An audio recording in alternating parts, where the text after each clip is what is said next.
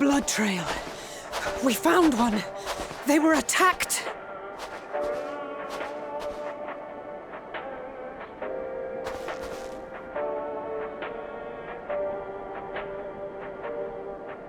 No.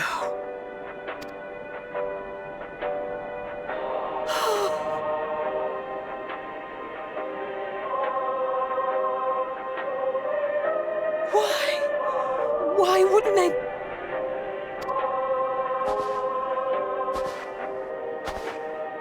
Safer to brave the wilds than trust in our magic.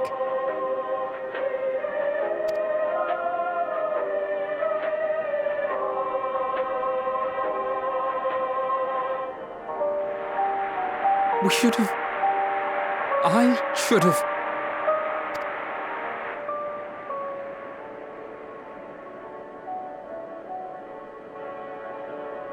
We can't leave them like this.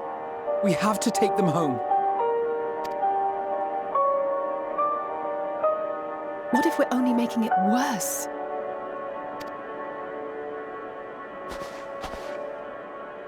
Maybe we don't belong here, but neither do they. Not out here in the wind and the cold.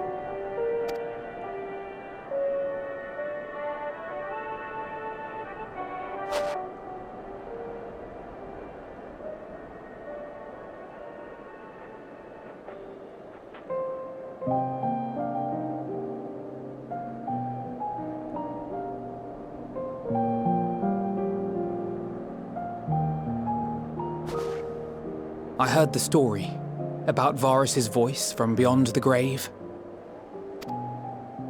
Of course, I didn't believe it, but Licinia and her sister did. Perhaps there is something to the tale after all.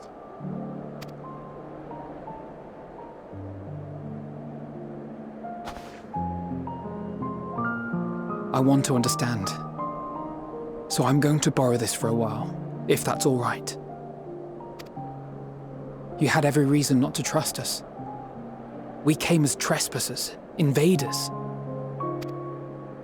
But I pray that in time, we will be more than that to you. That we will find a way to help your loved ones. And see that no more children are left to freeze alone in the snow.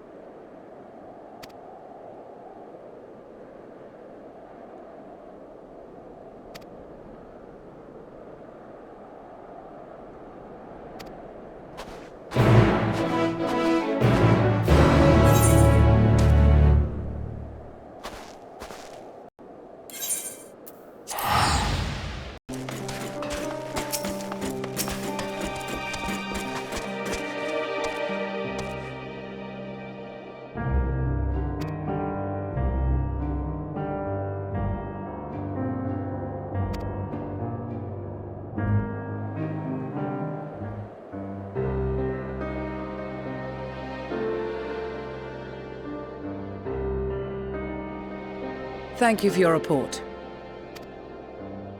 We shall inform the troops of these developments and instruct them to proceed with the utmost caution should they encounter any survivors. Allow me to go and speak with the ones at the victor's spoils. They may be more willing to listen to a fellow Garlean and accept our offer of assistance. I pray you are right. And though I am loath to burden you any further, Should there be an appropriate occasion to speak of Licinia and her sister? Please?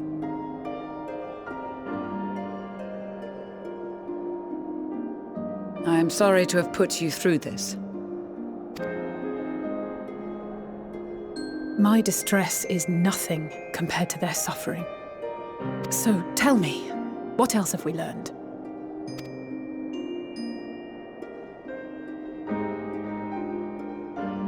As you may have already heard, we have succeeded in curing the members of the Popularis, Maxima identified.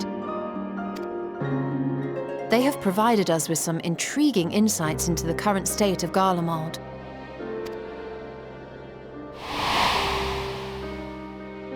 The assassination of Emperor Varus was the catalyst for the civil war. Nerva declared his claim to the throne, and his opponents refused to recognize it. Fighting broke out in the capital, where Nerva's Third Legion clashed with the First, who remained loyal to Varus even after his death. Of course, even Imperial warmongers would balk at the idea of turning their shining city into a battleground. Like burning down the wood to spite the wasps. Neither side would be so mad. Unless something or someone inflamed their animosity to such an extent that they could not help but act against their better judgment.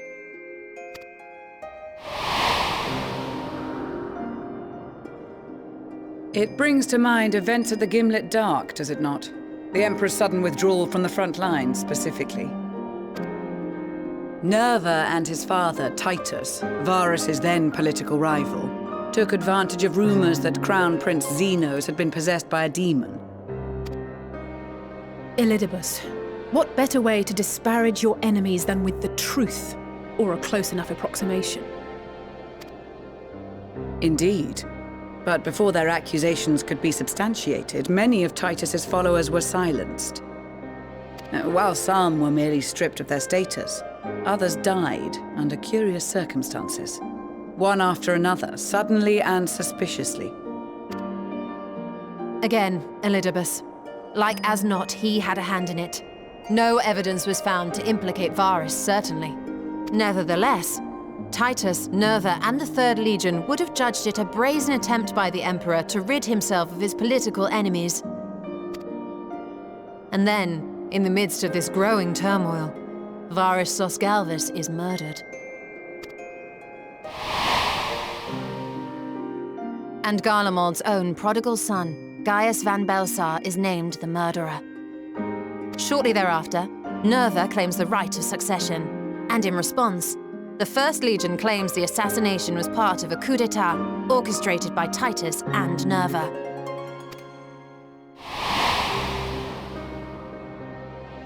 So no one is at fault, and everyone else is to blame. I should add that both parties received substantial financial backing, presumably to provide them with the means and encouragement to pursue a swift victory. And that these contributions came from the self-same benefactor. I'd heard House Brutus had been filling the Third Legion's coffers, but the First as well. It would seem so. Though the Popularis determined that the First Legion received funds from a variety of organizations, all had connections to House Brutus.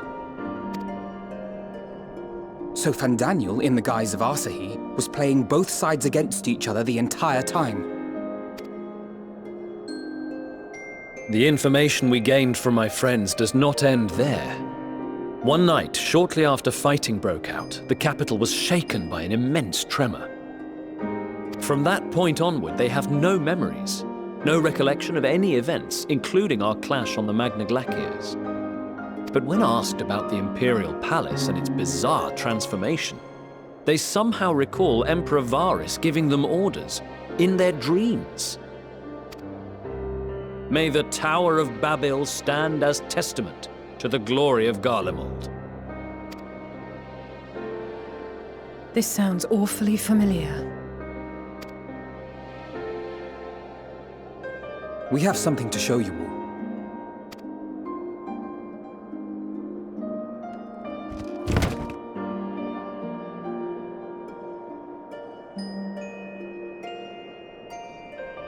Varys spoke to them through this radio. Perhaps it was a recording, but if not, that would be inexplicable.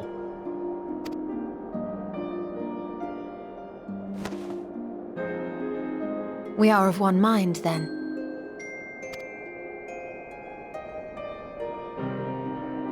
The ether that permeates the ore used in this device is almost identical to that of the talismans. I see it. While it is likely more by coincidence than design, these devices might also ward against a primal's influence. A picture is beginning to form. If the tremor felt throughout Garlemald was a wave of ether emitted by a primal, then while those within range would have been tempered, those huddled around a radio desperate for news concerning the Civil War would have been spared. No wonder Licinia kept it close. My friends, I must speak with you. A young man was caught trying to steal our supplies. He is a soldier of the Iron Men, we think, but one who has not been made thrall. Thankfully, Magni restrained him before blood was spilled. The stranger is outside, if you wish to ask him questions. I think we do.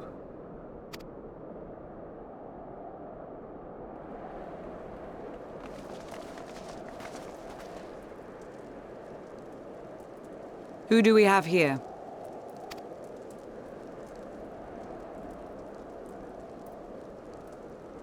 Garleans?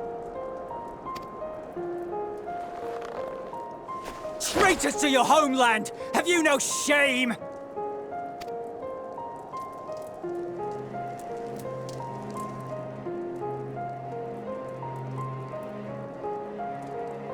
I am Lucia Junius, a Temple Knight of Ishgard.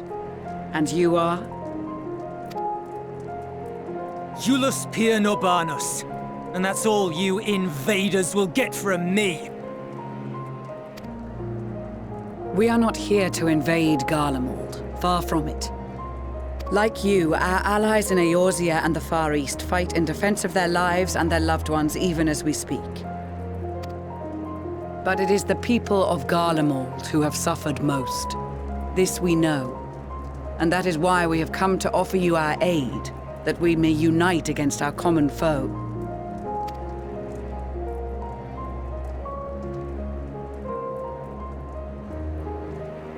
Whether you believe me or not, those are the facts. Now, answer me this. Why would a proud soldier of the Empire be reduced to stealing? The situation must be dire indeed for you to go to such lengths.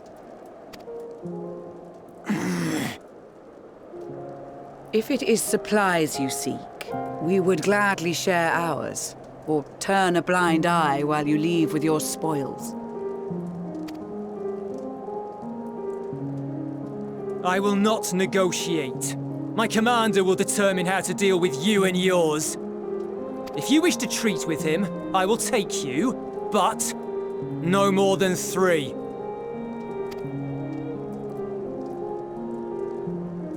I don't much like the sound of that. But if we do accept his proposal, I suggest the 2 of us and...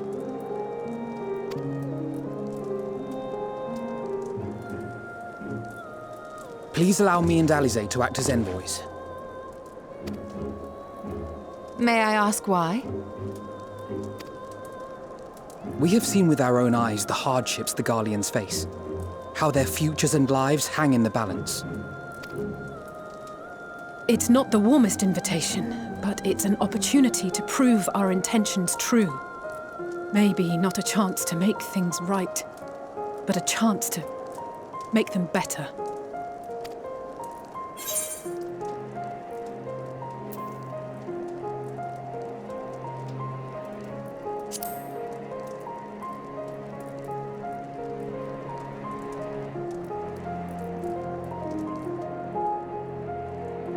I can see that persuading you otherwise is a lost cause, but you will proceed with the utmost care.